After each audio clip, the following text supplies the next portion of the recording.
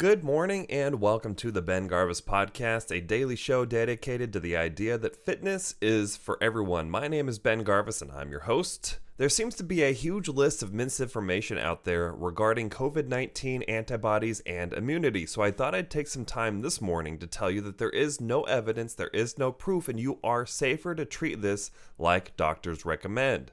Let's start with what an antibody is. Your body develops antibodies as a reaction to an invasion. It could be in any form of infection, from bacteria and viruses to the foods that you have intolerances to.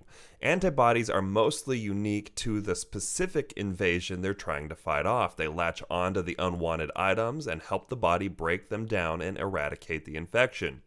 In a lot of ways, antibodies are the crux of the modern vaccine.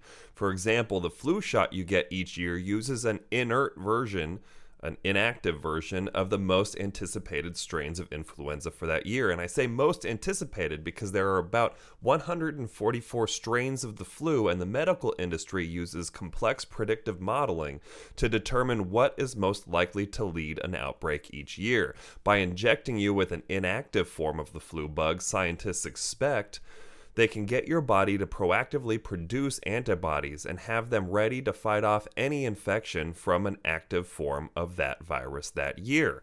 Unfortunately, not all antibodies are created equal. Some stick around longer than others. That's why we go back for a new flu shot every year, but can potentially go an entire lifetime getting chickenpox only once.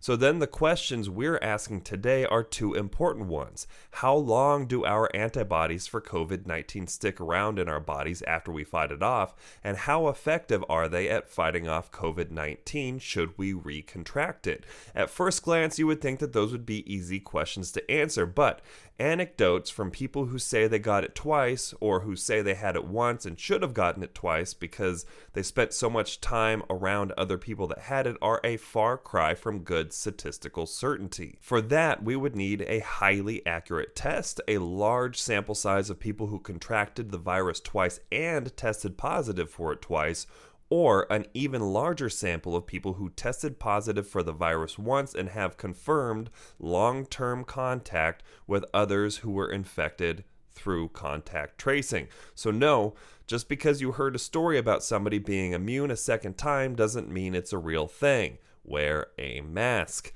Thanks for listening to the podcast. Please be sure to rate, review, and subscribe. It's free to you and it means everything to me. My name is Ben Garves and we will chat tomorrow.